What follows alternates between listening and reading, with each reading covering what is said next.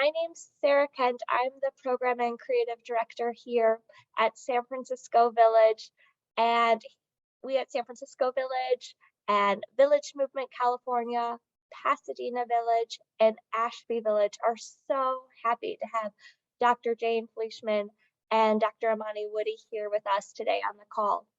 I learned about Jane's work in an article in the New York Times a couple months ago, and I reached out to her after doing a little bit of Google stalking, and she and I had this incredible conversation. And some of the ideas we talked about was her book here, The Stonewall Generation: LGBTQ Elders on Sex, Activism, and Aging. And it was such a great conversation. It was such a great read.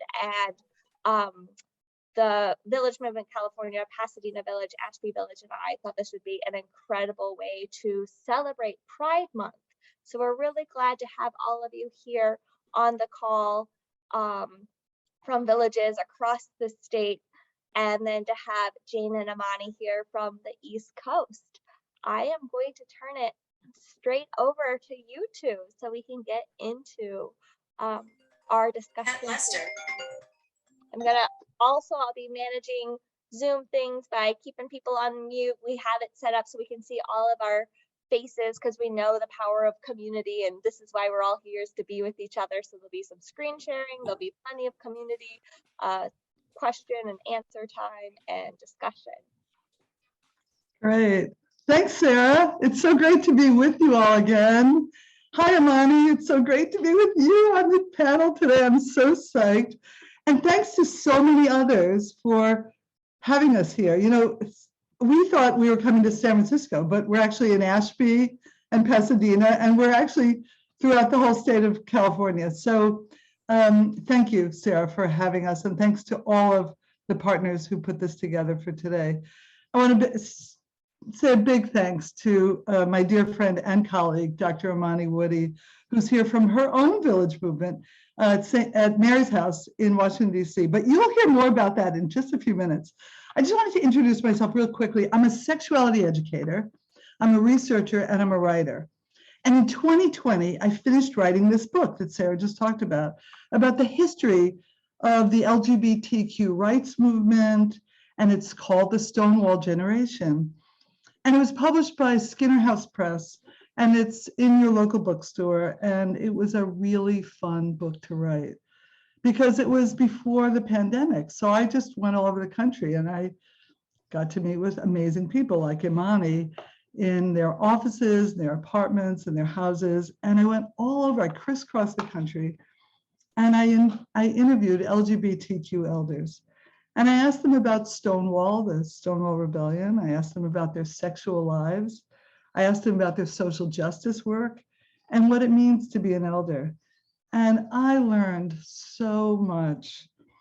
You know, when COVID hit, all my speaking engagements were canceled. And like lots of you, I kind of went into a little bit of a panic. Like, what do I do? How do I reach people?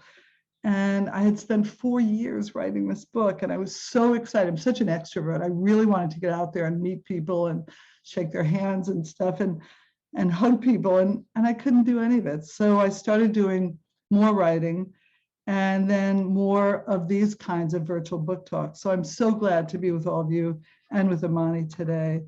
And last year, Imani and I and two of the others in the book got an article accepted and published in the Journal of Black Sexuality and Relationships on Black LGBTQ and same gender loving elders talking about sex. And it was a real honor for me to be published with the Black women in my book. So that's enough about me right now. I'll tell you a little bit more about the book, but I wanted to ask Imani, would you take a moment to introduce yourself before I launch into the history and tell folks a little bit about your extraordinary work with Mary's House and some of the stuff you're working on? Thank you so much, Jane. So I'm Dr. Imani Woody. I'm from Washington, D.C. Lived a lot of places, but I keep coming back home to D.C. I'm a daughter, a sister, a mother, a nana, a lesbian, an advocate, a diversity, equity, and inclusion expert, and I'm also the founder and CEO of Mary's House for Older Adults.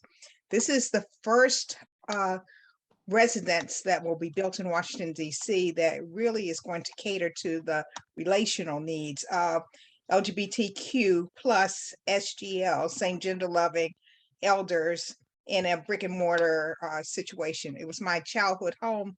It is my childhood home that I'm turning into this residence. It'll have 15 rooms of independent living folks just living their best quality life, a place where they can bring their whole selves, their short selves, fat selves, gay selves, brown, white selves to this place, and old selves. Let me just put that in there as well. During the pandemic, things changed for us as well, and we weren't able to do a whole lot of the things that we were doing face to face. And so we turned to tech to provide services, and we found out that people love to be connected. We were creating family by asking at every Wednesday at 2:00, how are you doing? Because part of the situation we found ourselves in, that we would learn that someone had died. One of the reasons I started Mary's House after my father died is that a dear friend of ours, colleague, actually, a Jewish guy who lived in an upscale retirement facility, was found dead 5 days after he had died. And I said, no one should die alone like that. But perhaps he had stopped playing bridge, stopped going to synagogue, stopped driving, doing all those things. And no one kept abreast of where and how he was. And I'm sure all of us can kind of understand that, given COVID isolated many of us. And I know if I don't call my friends, after a while they might start saying, oh, Imani, she doesn't want to go out. Well, no, I'm not calling her. I called her last time. She doesn't want to go out. So one of the things that the Villages at Mary's House does is to make phone calls every week. And we do drive-bys. We did drive-bys during the pandemic to actually drive by, because people were feeling so isolated and so scared and so lonely during the pandemic and beyond. Mm. Wow, amazing. Thank you, Imani. So we're here today in honor of Pride Month. So happy Pride, everyone. And we'd like to get right to it. Much of LGBTQ history has been whitewashed. Most of what we hear or read about what we used to call the gay rights movement was about white gay men. Who can you name from that period? Maybe Harvey Milk, maybe somebody that you knew in your neighborhood. Well, so many faces and names have been all but forgotten. And I wanted to recognize the deficits and recreate a new frame. So today we want to begin by honoring two people whom we've lost, Carmen Vasquez and Urvashi Vaid. Now you might know of them, or you may not. I love the photo of Carmen on the left. She just died in November 2021 at the age of 71. She died from complications from COVID. And she was the chair of the Woodhull Sexual Freedom Coalition and a lifelong activist. She identified as a Puerto Rican butch lesbian socialist. And I loved working with Carmen, and she was truly a fierce warrior for justice. And next to her, excuse me, is Urvashi Vaid. And Irv died last month at the age of just 63. She served in many activist roles and was the head of the National LGBTQ Task Force. And as an Indian-born lawyer, writer, and activist, she was a leader in gender and sexuality law. And you can look up the books that she's written. They've been quite amazing. And so we just wanted to stop for a moment and honor these two really important people. Our agenda for tonight is just this, that, when we talk about sexuality and aging, LGBTQ elders have additional concerns regarding their and our gender and sexual minority status. And for many people, arriving at life as an older adult can evoke all sorts of stuff, fears and concerns about coming out that maybe we hadn't dealt with in years. And so tonight, Imani and I are going to offer a historical context and share our voices as LGBTQ elders, expressing our fears, our hopes, and our desires in this very unique environment that you all have created of inclusion. I intentionally sought out people of color and marginalized voices when I was writing my book. And it turned out that these voices had stories I had never heard. It was spellbinding. And I'm going to introduce you to a few of these folks just very briefly before Imani and I tell our stories. But you're probably wondering, why is it important to understand the history of LGBTQ elders? You know, and I wrote this book for sort of three audiences: LGBTQ elders ourselves, young people who wanted to learn the history, and anybody else who considered themselves an ally to LGBTQ or other elders. And you know, in the Stonewall generation, coming out took courage. It was a really turbulent time. Think about the late 60s. It was a time of fear, a time of secrecy, where intimate lives were hidden in the shadows. And yet, in the midst of it all, the Stonewall generation has continued to fight for freedom, for rights, for love, and yes, for sex. So what's more important about today's event is not just about what I learned or what Imani learned while we were working on this book together, but what have you learned and what stories have not been told? And what is your relationship with other LGBTQ elders? And what ideas do you have about creating more space for LGBTQ elders, particularly elders of color? And what role can you make in making these changes? So as we continue to speak today, please keep these questions in mind, because we're going to have lots of time for you to talk once we're done. So first, let me introduce you to this book. So I came to this project right after I completed my PhD. By the way, at the age of 62, where Imani and I are both, what do we call ourselves, late bloomers to our academic lives. I got my PhD in human sexuality at Widener University, and I wanted to hear the stories behind the stats that I had developed in my dissertation research. And I researched sexual satisfaction of older adults in same-sex relationships. So I started out the way I always do. I used my community organizing skills. I got in touch with SAGE. Are you familiar with SAGE?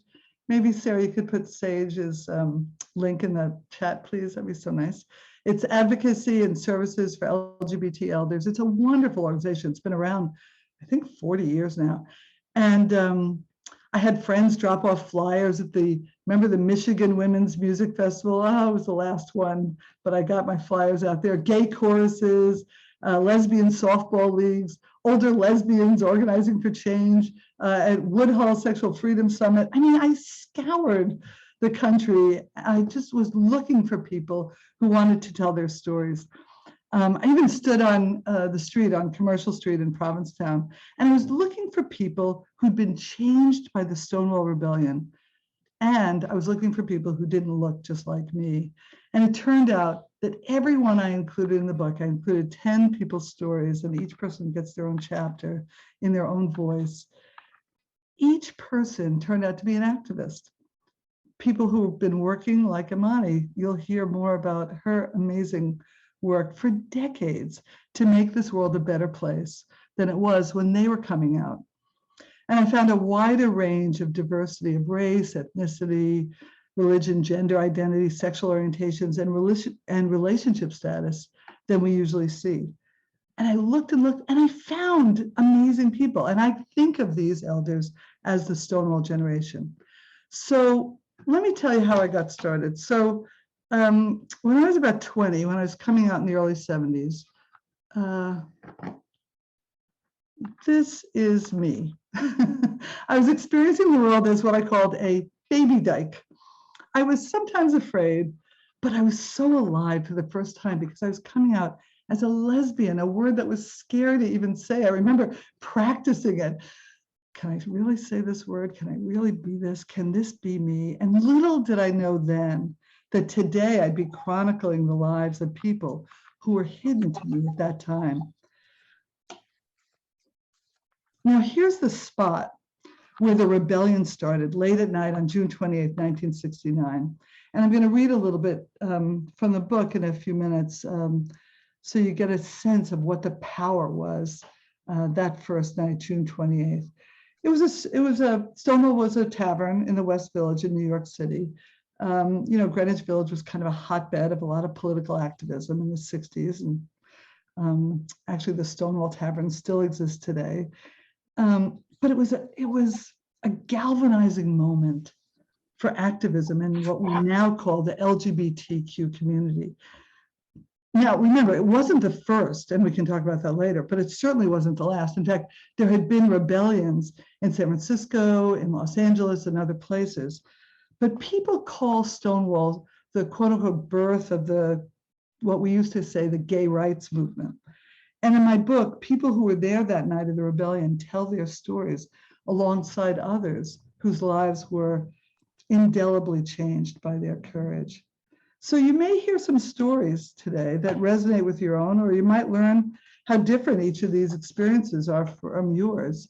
But in the book, and that's I put these two together because you can see an amazing graphics artist at the publisher's office turn that photo into this beautiful rainbow colored book cover, which I really love.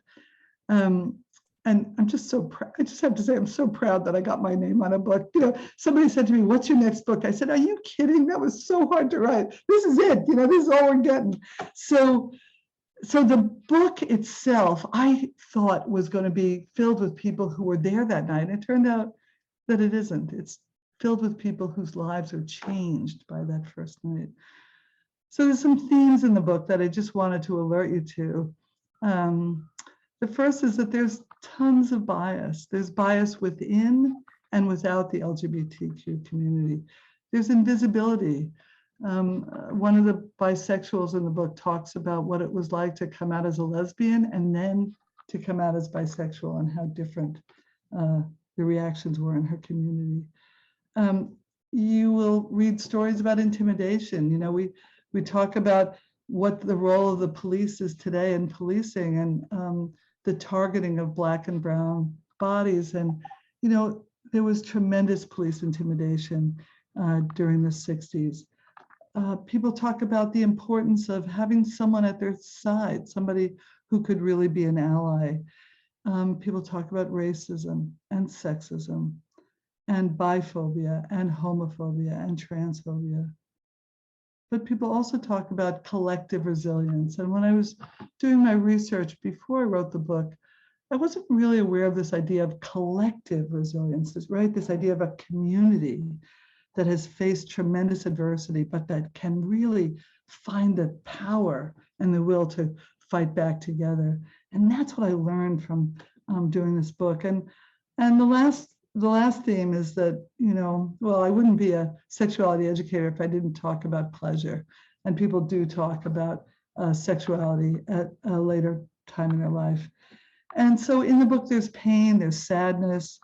It's not always loving, even within the community. But as I found in my research, there is fierce passion.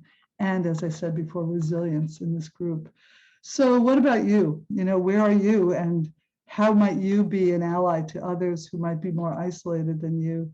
And how can you yourself become more included as a Stonewall Generation elder in your own organization?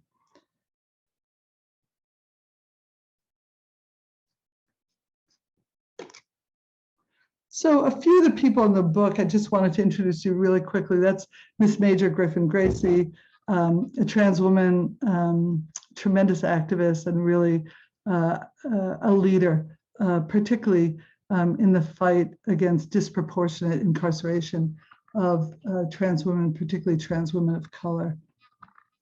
That's David and Bob. Both David and on the left and Miss Major were at Stonewall that night. And David Velasquez Bermudez and his lover, Bob Isidore, live on Cape Cod. Miss Major lives in Little Rock, Arkansas, and they're both still activists today. David said that Stonewall changed his life. That's Lani Kahamanu. She's noted as one of the architects, really, of the bisexual rights movement of the 1990s. And she wrote a really important book that you may have heard of, B.I., Any Other Name, and it's an anthology of bisexual stories. It's a beautiful book. That's Mandy Carter. Oh, by the way, Lonnie lives in Northern California. Mandy is in Durham, North Carolina, and has been a peace and justice activist and LGBTQ rights activist. And I think it's been like, I don't know, 60 years. She has been doing this work, and she's a tremendous advocate for justice all over the country. That's Hardy Haberman, who's been active in the leather community and has been an activist on sexual violence prevention, and also was a filmmaker and did some really interesting films. There's Imani. Imani, I love that photo of you. You'll hear a little bit more from Imani in a moment. And that's Edie Daly on the left and Jackie Merkin on the right. Jackie is the oldest person in the book. She just turned 91. Amazing. And they live in my town, actually, Northampton, Massachusetts, for part of the year, and in Gulfport, Florida, for part of the year. They found two very warm and welcoming lesbian communities to live in. And they've been activists for a very long time. And that's the only person in the book who's not old. That's Joey Wasserman. But Joey works for SAGE because he believes, as a gay man, that his job is to bring the stories of elders to his generation. Very interesting guy and very wonderful guy. And I'm so happy to put him and his stories into the book. And so you may, immediately, start having some questions. That's great. Just jot them down or put them in the chat, because Imani and I are going to be really happy to take your questions in a few minutes. So hang on. So what I thought I'd do is, before you speak, Imani, I thought I would stop sharing the slides and read a little bit, but I thought I'd also tell you all a little bit about the photo credits, because this photo that we were just talking about was done by Louis Shackleton. And every time I did an interview, I asked the person I was interviewing if they'd like to have their portrait done. And so the beginning of each chapter has their portrait right in the book. And I love that because it was a really nice way for me to have another way for readers to engage with the amazing people in the book. And I love that photo on the top left of your mom and your dad and your siblings. It's really quite amazing. And when was the award given on the right-hand side, Imani? That's Michael Adams giving you that award from SAGE. Right, I think, and it's at a NGLT Creating Change conference. Okay. Wow, amazing. And then I just put that photo of your beautiful nail polish there because I love that one. You are something. All right. Anyway, okay, so I'm going to stop sharing here and I'm going to read a little bit. And then I wanted to just tell you a little bit about what happened that night, because I think it's so important. So most of the time there were police raids in gay bars because it was illegal to serve alcohol to gay people. You knew that, right? So that meant that there was sort of a code. The cops would knock on the door. The bartender would hand the cop a little envelope with some cash in it. The cops would maybe make some arrests or maybe not. But that night, something changed at the Stonewall Tavern. And usually people were afraid of public exposure. They did not resist arrest. Usually people very calmly went into the squad car. You know what I mean? Like it was people were very, very calm. Well, I'm going to read to you from the history chapter in the book. Something different happened on June 28th, 1969. On that night, 2 cops raided the bar at first. Deputy Inspector Seymour Pine was trying to end cooperation between the mob and the police, which is why there was no forewarning. Then a whole unit of cops raided the bar. Why so many? The plan was to take all the alcohol from the premises and make arrests, which required police vans. Once the raid started, a crowd gathered in a little park across the street from the Stonewall. Someone threw a bottle, someone else started shouting. The events of a chaotic late night raid, an event that was all too common at that time, will always be hard to pinpoint exactly, even more so when records of that time were not kept. We may never know the full truth of what happened that night, but according to a Village Voice reporter who was there, the real turning point was when the police dragged a butch, mixed-race lesbian, Stormy DeLavier, outside. Because the van was already full, they pushed her into one of the squad cars, but she got out 3 times and tried to run back into the bar. Finally, one of the police pushed her back into the van and she yelled out to the crowd, "Why don't you guys do something?" It was as if her question ignited the crowd. Gay men, lesbians, bisexual people fighting back, drag queens and butch lesbians leading the charge, proclaiming their identity. Not what anyone would have expected. At one point, the police were barricaded inside and couldn't get out because there was no rear exit. And the front door was blocked by the crowd from the street. Hours passed and more people piled into the street. Fortunately, no shots were fired. The police never took out their revolvers, or casualties would have been rampant. When the drag queens got into the vans, some of them created a kick line, others chanted for their rights, and activists from other parts of New York joined in solidarity. The riot lasted for a few nights in a row, died down, and then flared up again a few days later.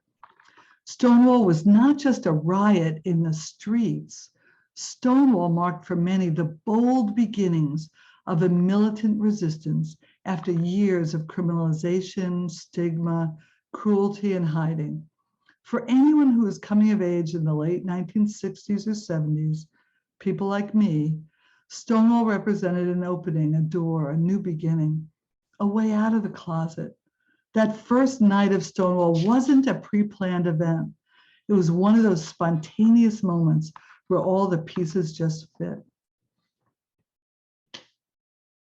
I was in high school when the Stonewall Rebellion happened. It was a period in which my fellow students and I were writing and passing out an underground newspaper with articles on women's rights to orgasms alongside Huey Newton and the Black Panthers, Students for a Democratic Society, and the Vietnam War. We were going to rallies, eating hash brownies at parties, and having sex, all in that heady time. One of my bravest friends, Michael Hirsch, who was my first friend to die of AIDS in the 1980s, came out before the rest of us. He really was courageous. Of the small group of friends I spent time with, some were coming out then, and some, like me, were desperately trying to stay in the closet, always knowing that something was awry, something was amiss, and something was really different about us. When I did come out a few years later, it was as if I was finally able to say who I was and be myself. That feeling of being an imposter that so many women feel, I felt like an imposter in my own sexuality. And now, 50 years later, I'm free to love the woman I choose, to live a life as an out and proud member of the LGBTQ community, and to make my living championing the rights of old people of any sexual or gender identity, to live as fully human sexual beings. I write, I speak, I do podcasts, I talk on the radio, all of it about sex and older adults. And I've written this book based on the stories of older people all over the country whose lives were incontrovertibly changed by Stonewall. They're gay and lesbian, bisexual and transgender, and they're getting older and grayer. So I'll stop there. And what I'd like to do is call on Imani. Oh, hi, you're back. To share a little bit of what you'd like to say about your participation in this book, but also share a reading with us if you could be so kind. Thank you, Jane. Every time I hear you speak, and especially when I hear the history of Stonewall, it just I get a little weepy. My eyes start to leak, right?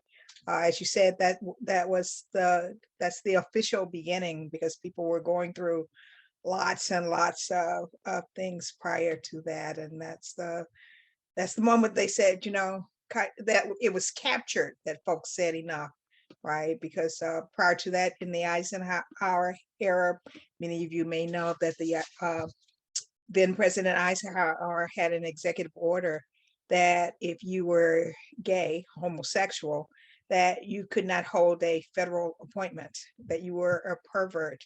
The AMA still saw us as homosexuality as a disease. So, as I look at our movement and look as we go further and further, I see us taking little steps. Sometimes it feels like we're taking steps back when you have a governor say, "Don't say gay," right? But I am glad that I am here talking to you, and I was part of Jane's book, which is exciting. Jane likes to talk about sex and sexuality among older people, and she includes LGBTQ, SGL, same gender loving people. And as an aside, same gender loving is a term that many older Black gay folks use because they did not appreciate the using or being called lesbian or gay in the Black community, that it really had a kind of nasty connotation everywhere, actually. But gay elders picked the word, use same gender loving, which is used today. And I use it to let folks know that I see you in particular. I think if you don't name it, it is invisible, and we're not invisible. So I'm going to read a few things from Jane's book. The name of my chapter is called Finding Strength. And so I'll start with the Stonewall Generation. I remember that I wasn't articulate at 7. I'm not sure I was, I'm sure I was somewhat, but my dad found the poem. My dad asked me, "What is this?" And I said, "We had to write a poem." He said, "But," I said, "We had to write a poem," I told him.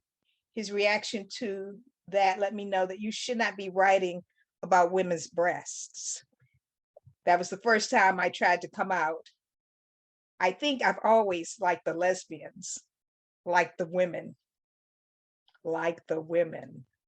For me, good conversation is like sex. You first have to have it together in your head. You know that your brain is the first organ you've got to get through. I've met some wonderful women that I fantasized about, but they had husbands. I had a husband too. I didn't know you could have a husband and also be a lesbian. That was a disconnect. Oh, the youth of me. And I've always been kind of there. So that's part of the story of me coming out. And really, I kind of came out late in life. I was like almost 40. When I came out, I had little tiny episodes of understanding that I wasn't like other folks, but I wasn't given a choice. And I say this often, that had I been given a choice at like, all right, it's more than binary, right? It's male. You can date men, you can date women, you can date both, you can date none, you can, that there will be choices on the table. I may have considered being something else and not a lesbian. What I think now is that sexuality is on a continuum. I am not a lesbian because I don't like men. I've had 2 husbands, male, and I have a wonderful son and 3 grand boys. So that was not my issue. The second story I'd like to read is from the book is It's also in the Finding Strength chapter, and it begins, being in the company of women of African descent was a wow. They wore slacks, butch femme mostly. They were talking about revolution or womanist theory. And I developed some friendships, some deep friendships actually from that.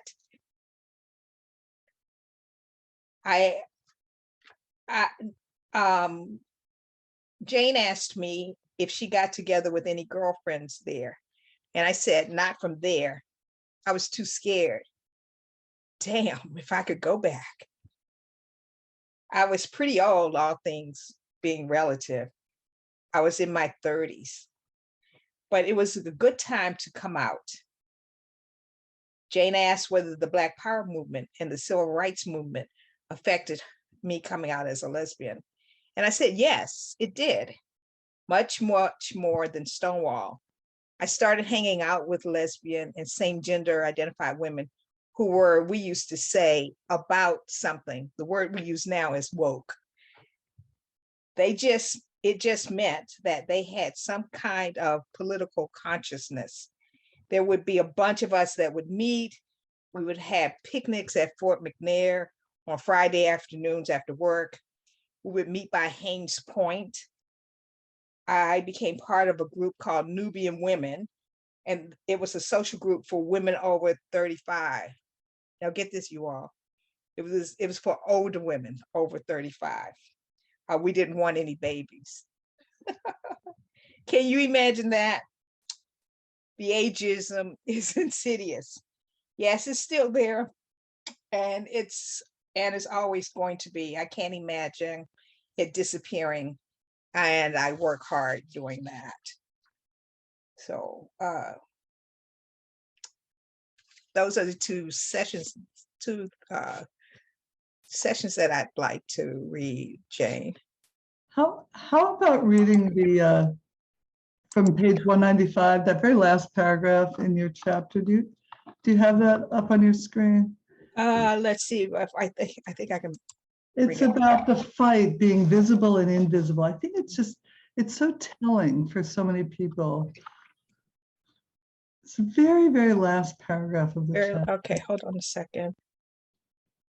Bear with us, folks. We're not the most techno savvy, but we're good. We'll get there. We'll get there.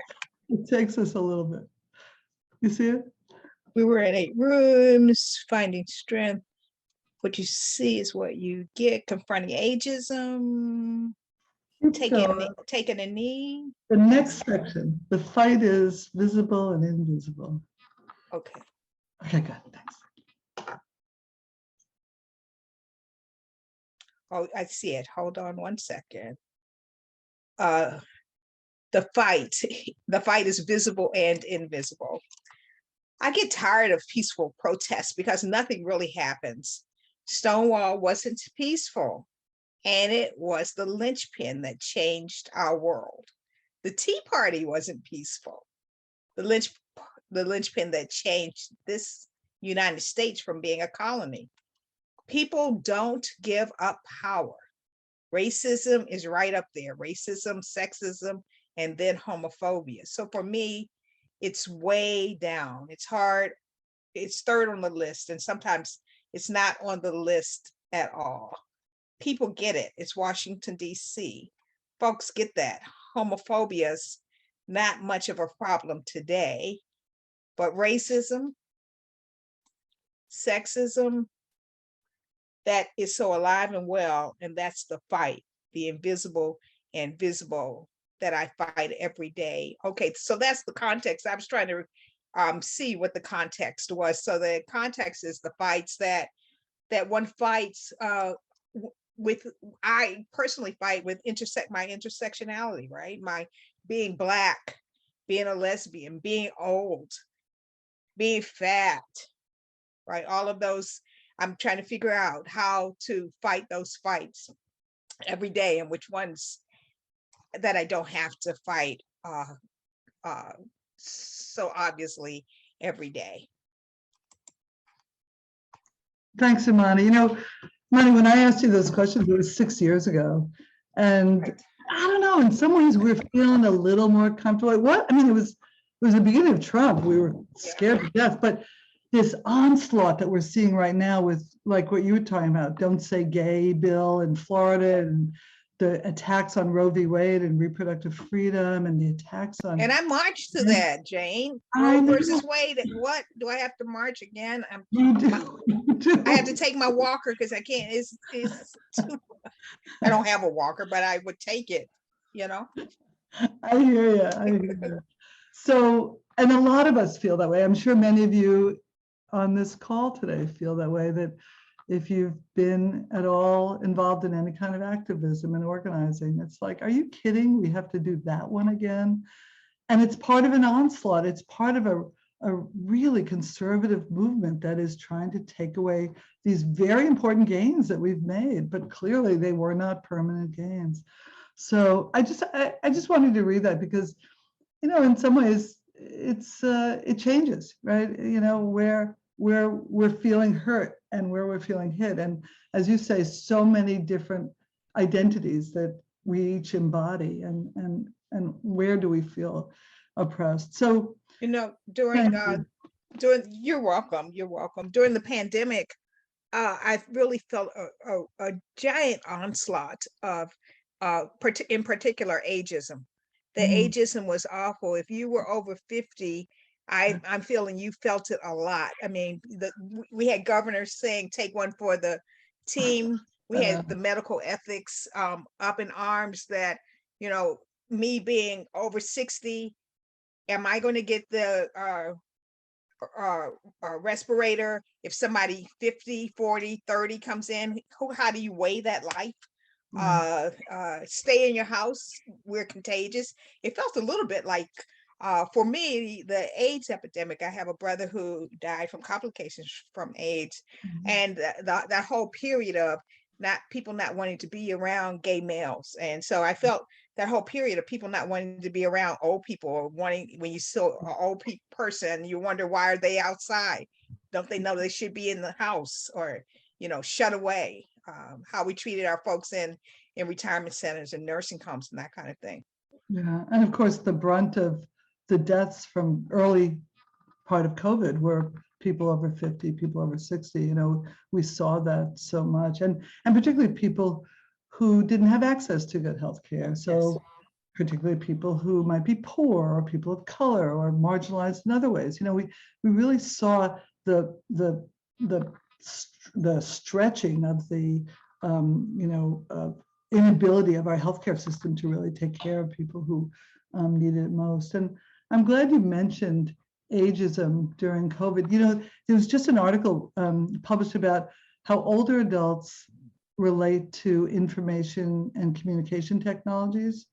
And because of ageism, younger people think that older adults can't do whatever it is on their phone or on their computer. And guess what? We're all, look at us today.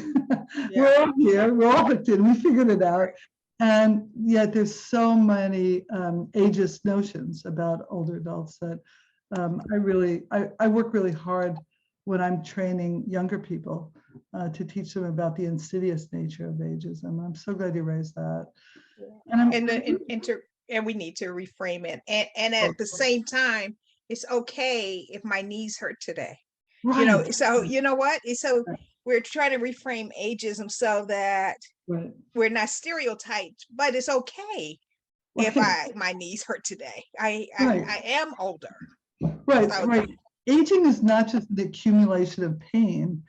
It's also an expression of how we deal with that, right? And as a sex educator, I'm always saying, and there's a possibility for discovering new pleasure and discovering new excitement and discovering sexuality in a much more authentic and different kind of way. So yeah, you're absolutely right. And you were talking about collective resilience. Yeah. How cool is that, right? Totally. Yeah, and I saw that so much when we were working on the book.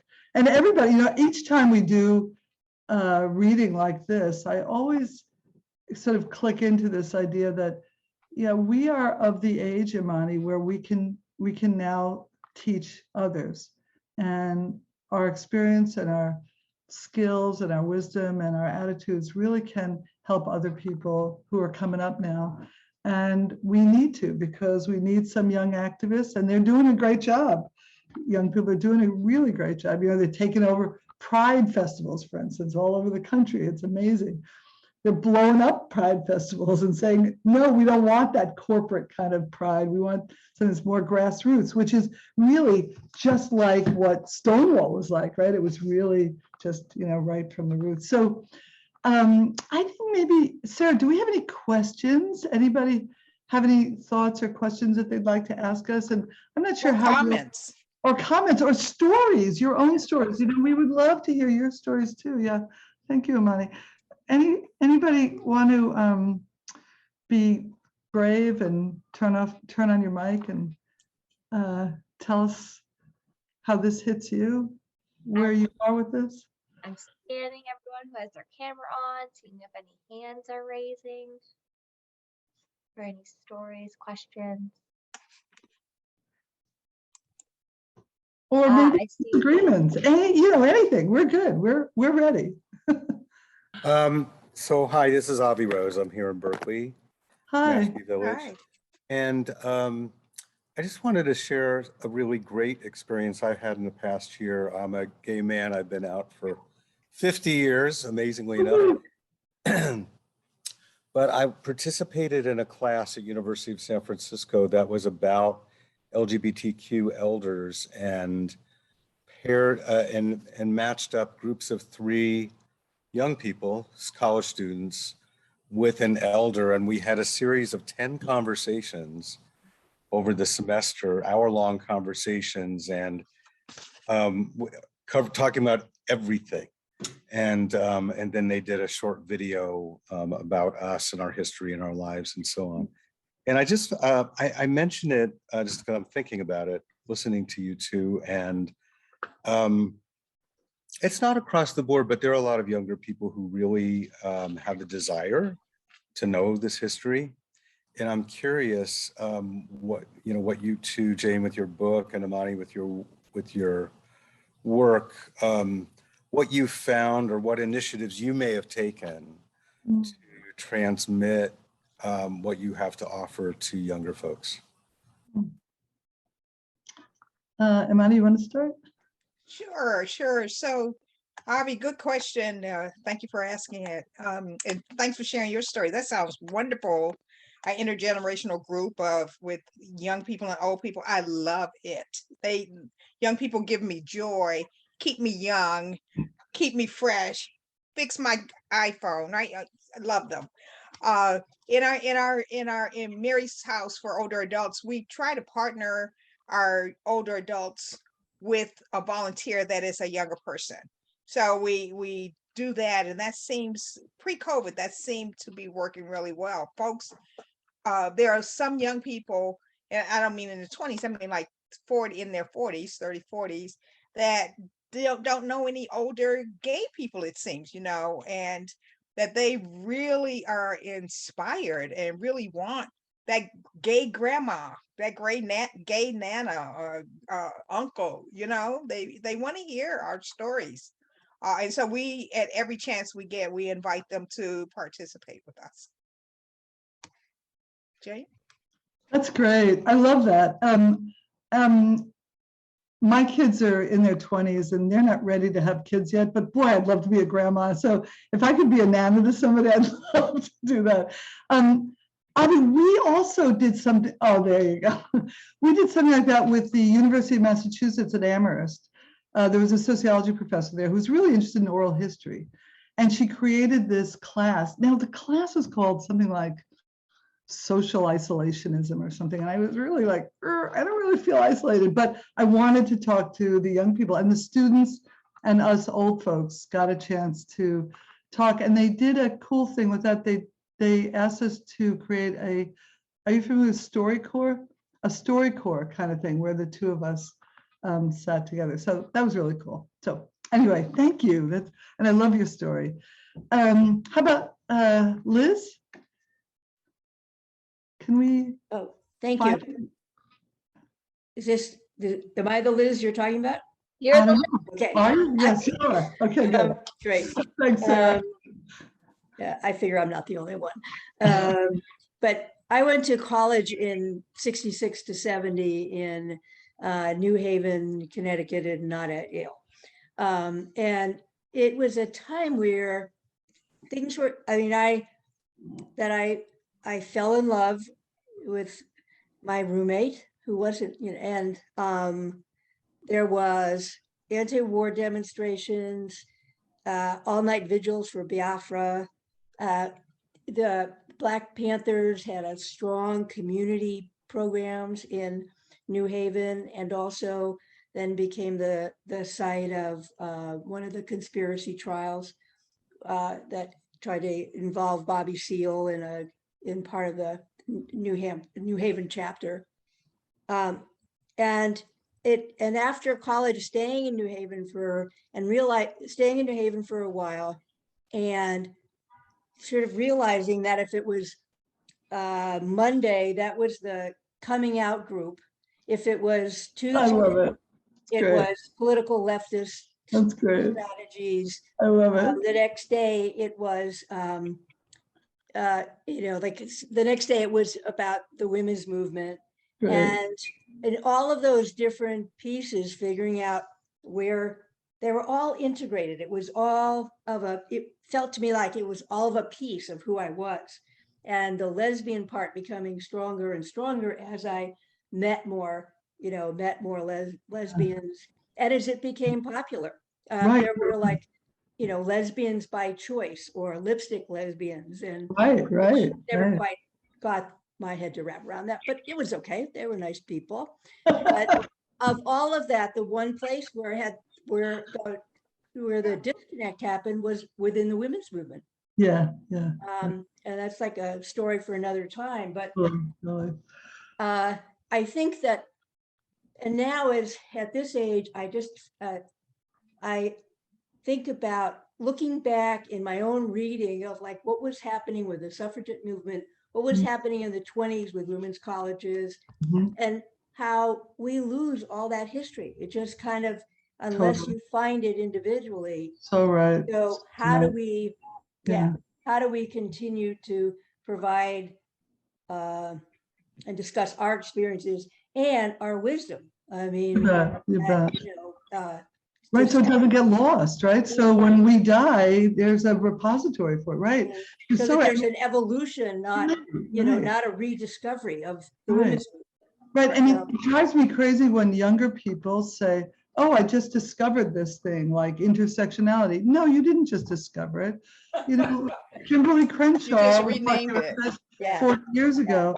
And Liz, you know, in New Haven, just after you finished college, there was a big grand jury abuse sort of spectacle. I mean, a lot of lesbians were really getting screwed, and they were throwing them in jail because they didn't want to rat out other lesbians. And it was horrible. And I was in Hartford, so just about, 45 minutes that's where I north. grew up.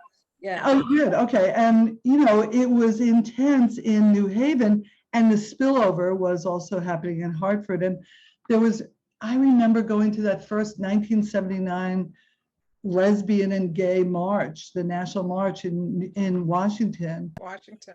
And we created a banner from a bedsheet with the word lesbian on it. And it was scary. Like, we wrote that word big, and we were like, it's hard to convey to people today how scary it was to come out in public like that. And, we took the bus in the middle of the night and got there at 6 a.m. And, it was intense. I mean, and yes, it was a very exciting time, but it was also a really, we had to take risks, and it was big. And I totally agree with you. And not everybody is going to get their papers at the Schlesinger Library or, whichever, but, like when Adrienne Rich would speak, she'd come to Hartford and we would listen to her. It was like, yes. Or when Holly Near would have a concert, like, yes, and I remember those moments. It was so big for us. And I would love to have more of that history, whatever we call it,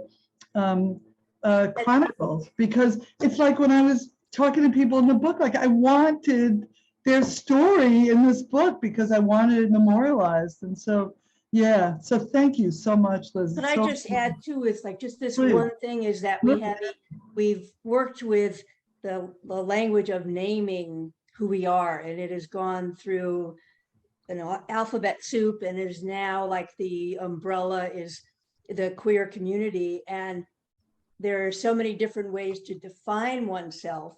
But Right. I want to shout out the word lesbian. That's who I am. That's, you know, it's that it feels to me like there's a lot of pressure to lose that Yeah. in order to buy the newest pair of shoes. And I just say, Thank you. hey, these are good ones. I like them. So, and I feel like it's a really strong need to say that out loud, to keep saying. Thank you. I think you're right, Liz. Thanks for even saying that. I feel often that we're being erased. The lesbians are being erased. And every demographic has its needs.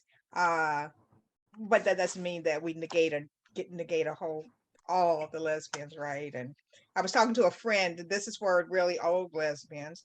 I was talking to a friend, and we were talking about butch femme kind of stuff, and I wanted her to be on a panel with me, and she's a big butch, and she said, you know, I don't want to be on the panel. She said, I don't feel comfortable sharing my life experiences with people who don't appreciate that. And that was surprising, but I accepted what she was saying. And she was saying that, you know, that you can't, she said, I don't even know any young butches. Everybody's going full throttle for the surgery, for that they feel free enough to just transition. So, which is another, Jane, just have another workshop where we can talk about that. Yeah, definitely. And we've got so much more to talk about. It's incredible. And talk about erasure, right? There's so many people who've been erased. So thanks. I saw somebody's hand up, but I don't see. I know. I think Wayne April is next. Let's see. Okay. That'd be me. I don't know. It might be. Yes, it's you. Hi. You're here. Popped up. I'm going to have to buy your book because it documents the exact same time period that I was coming out. We're probably the exact same age. I'm 71. Oh, okay. I was graduating from high school in '69, just when Stonewall happened. And I remember reading about it in the New York Times and being fascinated by what was happening in the big city. I was in New Hampshire, and believe me, there wasn't much going on in New Hampshire. I bet. But I went to the University of New Hampshire, and we ended up being very dissatisfied with the lack of gay presence on campus, and things were happening, but they were all undercover, and people were terrified to come out. Nobody would identify because it would ruin their job opportunities and future career.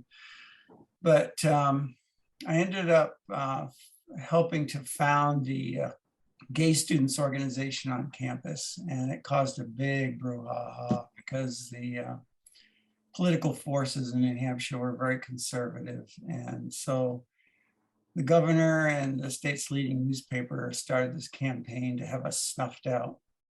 And we ended up going to court, and thanks to the ACLU, we won our cases, and the federal court, appeals court, voted in our favor, allowing our organization to continue to exist on campus. And that created a precedent legally, which they're still using, is my understanding, for other campus organizations that run into the same problem. So it was a very frightening but satisfying period of my life that I was able to do those things. And like you said, people don't understand now how scared people were. It was more that changed at Stonewall. It was a mindset that changed at Stonewall, because people were always afraid, always compliant, always did what they were told. Maybe it may have been the tail end of the 50s legacy. And something snapped, and people said, I'm not going to put up with this anymore. Yeah. One of the people that your story reminds me of, thanks so much, Wayne. It's so fantastic that you were doing that work in a little town, in a little state with a lot of conservatives. Yes. One of the people you remind me of is a guy named Bayard Rustin, who was really the right-hand guy to Reverend Dr. Martin Luther King for the 1963 March on Washington. March on Washington, yeah. And, you know, Bayard was a gay man. He was a Black man. He was also a communist, by the way. He got arrested numerous times, not just for civil disobedience, but what they used to call morals charges. You know what that means? It means he got caught having sex with the man. I mean, that's what it was. But Bayard called it a need for what we call angelic troublemakers. And Wayne, I think that we could call your work at the University of New Hampshire angelic troublemaking. You were badass back then. Good for you. That is great. Thank you so much. Thank you. Anybody else? I see Linda's hand up. Okay, cool. Thanks, Sarah. You're doing great. We can't see all this, so thank you. Hi. Thanks. Hi. Thanks, Sarah. Thanks. I'm so excited to get your book, Dr. Fleishman, and thank you, Dr. Woody, for reading from the book. I'm in Richmond, California. I'm not too far from where Sarah and Avi are, pretty close. But like you, Jane, I could hear it in your voice. I was born and raised in the boroughs of New York. All right, good for you. That's New Yorker. Yeah, 10 years low after you guys. And what I'd like to share is that even 10 years after that groundbreaking historical event, there was still fear and loathing and having to squash our stories. I came out, I went to Boston University and I came out in the late 70s. And through a series of events, I wound up actually as the youngest reporter for the Gay Community News. Oh, wow. On the cover of GCN. Wow, amazing. And Eric. Urvashi Vaid worked there too. Yeah. Is that, sorry? Yes, you were Irv Vaid, who we remembered early on. Oh, that's fantastic. Eric, Eric Rofes sure, I remember Eric. Was my mentor. And by night, I was a cocktail waitress at a lesbian disco called Somewhere. I remember to go there. I love that bar. Did you really? I might have brought you 2 for 1 on a Thursday night then. You know? That's great. So I started there underage and was hidden from people, but I worked there until I was of age. And was mentored politically by Ann McGuire, who is the who ran the bar. But that it was in 78 and 79, and there was at least 2 occasions I could remember where people shot guns through the windows of the disco on the 2nd floor of that building on Franklin Street in Boston. And it wasn't unusual that, you know, there was a call that went out around the bar and they shut off the lights and we'd have to hit the floor. Right. And that was, that there was a lot of controversy around that time, also around the whole Butch Femme movement and people becoming more androgynous. And there was a lot of fights. There was also in the community there, which is interesting and we don't talk about, there was a lot of classism as well. And I think, you know, and my hat's off to all the working class dykes who fought for us, the middle class ones and the educated ones. It was such an interesting time in terms of the ways in which we embraced each other, and not just based on skin color, but on socioeconomic status. So this is just such a rich topic, and I am so grateful for your addressing the many facets of it. And I'd like to finish by recommending 2 other books after I go by yours at Pegasus. I'm going to go today to Pegasus and see if it's there. But I'm in the middle of reading 2 incredible books that are kind of hard to get, but maybe you've heard of them. One of them is called An Army of Ex-Lovers. And it's a story, it's by Amy Hoffman, and it's about her work at Gay Community News in Boston. in the 70s. And she talks about the Saints and Somewhere in the Bar Scene. The bar scene was so important, even for those of us who didn't drink, for our Yes. coming out in that time. And that's also an interesting topic. And that's covered in depth in this incredible book called Boots of Leather, Slippers of Gold. Yeah. Which is by Madeline Davis and Liz Lipovsky, and that's about the traces Of Buffalo, yeah, Buffalo. of lesbian history in Buffalo, New York. Right. And the class stuff shows up in that book a lot too. Yeah. Because what Liz and Maddie did was Yeah. talk about the working class women and the bars, and then the middle class women at the university, and there was some clashes with that. Yeah, that's great. Thanks so much, Linda. Wow. Thank you. Wow, you've introduced so many of the topics that we couldn't get to all of them today. But talking about Somewhere in the Saints, like Mandy Carter, who's in the book, worked at Maud's and also Amelia's in San Francisco. And, you know, the incidence rate of substance abuse among people in the LGBTQ community is really high. And Mandy talks about what it was like in San Francisco, and that she was working as a bartender. She was also a patron, and she had to get out because she just was really feeling like there was too much alcohol. And yet that we didn't have online dating, right? That was our community. And now you can't find a lesbian bar. I mean, I live in Lesbianville, USA, Northampton.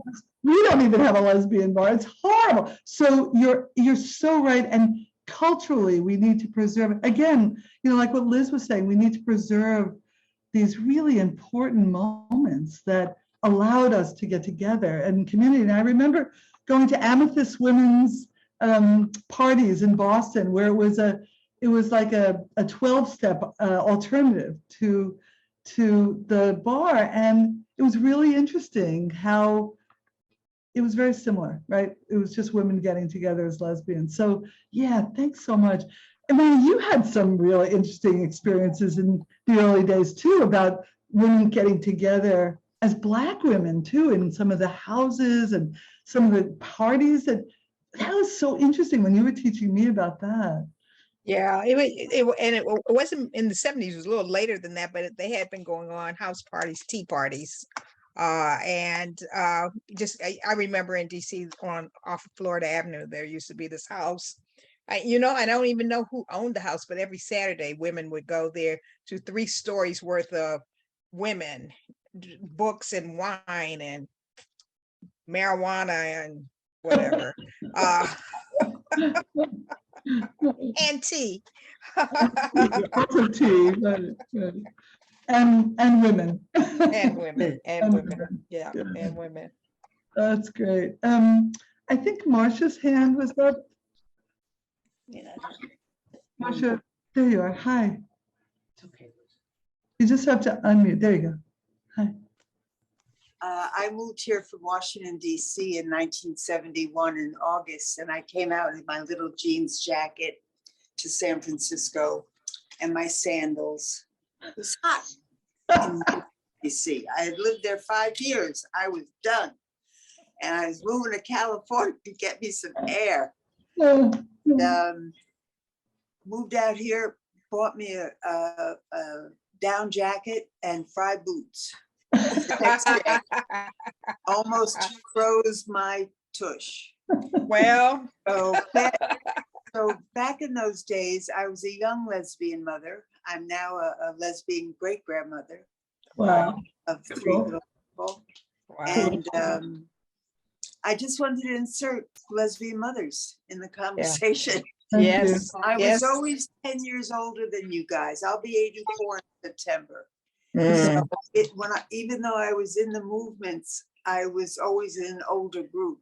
Yeah. And I didn't quite fit because I was a mother, and it was a Yeah. lot of stuff. But Yeah. coming out was really a remarkable story. I had just had it, with being trying to be heterosexual. I had tried, and it didn't work. And in fact, I talked today to the woman that I first had a crush on. She Oh, I and love that. Great. and Wow. she's very sick right now, and I can't get to her, and so it's frustrating. But My point is that coming out as a lesbian mother was very difficult, was very challenging, and I wasn't really well equipped for it. So I did a lot of sneaking and hiding because my ex is a physician and I was afraid he was going to take the kids. And it was a nightmare. It was really tough, but I was determined to hold on to my children. And I had a girl and a boy. And in 1970 in Washington, D.C., white women having boy children, Yeah. boy children, off the charts. Off the charts, yeah. But you know, it was so interesting. It was mostly heterosexual women at that time. My little boy, it was 6, and he walked into the women's center on Biltmore Street. Remember the first, I don't know if you know that there was a women's center on Biltmore Street. It was an apartment. That was the first women's center there. And my little boy, you know, wearing overalls, total, you know, long hair, walked into their office while they had an apoplectic fit. I'll bet they did. And they put him out. They put him out. And guess who came? And this was right before me coming out. Guess who came to our rescue? The lesbians. And so, because we had a community meeting in there, and we said, you know, what is the policy of women in war? What are you doing? How are you thinking? Who's supposed to raise these boys? Yeah. Are we going to these boys to be raised by anti, you know, homophobic and racist people? Hell no. Right. Hell no. Right. Hell no. If we want decent men, we've got to raise them. Decent. Absolutely. And I'm very happy to say my 58-year-old son is just a wonderful guy. You did good. You did good, Marsha. You did really good. His wife thanked me once. There's actually some interesting research on kids raised in lesbian households and how particularly the boys have much more relational skills, right? It makes sense. Totally makes sense. I mean, I have two kids and I really see that and I get it. So yeah, thanks so much for that story. There's pain in there and there's joy in there, and it's really important. And Marsha, I could really empathize. I have a boy, he's now 50 years old. And back in the day, white lesbians, as you said, they just would go bonkers because I had a boy child. I mean, he was a little person, but there were more African-American women with children, right, than that came out of heterosexual marriages, etc. So it was, I remember the Michigan Women's Festival, and they really had conniption. So I have never been. You couldn't bring boys. I never been. What do you do with your boys? What are you going to do? Right. You know? Right. So kudos to you, lesbian mother. Really, good job, grandma, great grandma. Yeah. Great grandma Bubby. Bubby. I love it. So Sarah, I think we're running out of time. I feel like we're just getting started though. You know, these are the stories that you never hear, but I hope that this has been a good experience for people to really think about where you sit in this history and what your contribution was and what you can take away from this and how you can make more space for all the Stonewall Generation elders in your lives. And for those of you from different parts of the state, we're so happy that you were able to pair up with San Francisco today and really, you know, be able to expand our reach so that we could reach more people. So thank you, all of you. Thank you, Sarah, for putting us all together. And thanks to all the partners, Pasadena, Ashby, and Villages of California. And just wanted to say, I want to give a shout out to Willow you. Wait, one more to you, Imani. Thank you to you, Imani, for all your amazing work. All right, now you can give a shout out to someone. Yeah, thank you. You're sweet. I just saw Willow Katz was giving us all this good info in the chat, and I just want to give a shout out and say thank you to Willow Katz. Yeah, thank you. Thank you. So I think we're good to go. Sarah, any I think closing? we're good. Jane, Imani, thank you so much for being here. Everyone else, thank you for being here. Thank you for these stories. I am humble and honored to be in your presence today. This was fantastic. Thank you to Village Movement California, to Ashby Village and Pasadena Village for co-sponsoring this with San Francisco Village. This was lovely. I hope you all have a delightful rest of the day. Thanks again. Bye. Bye all.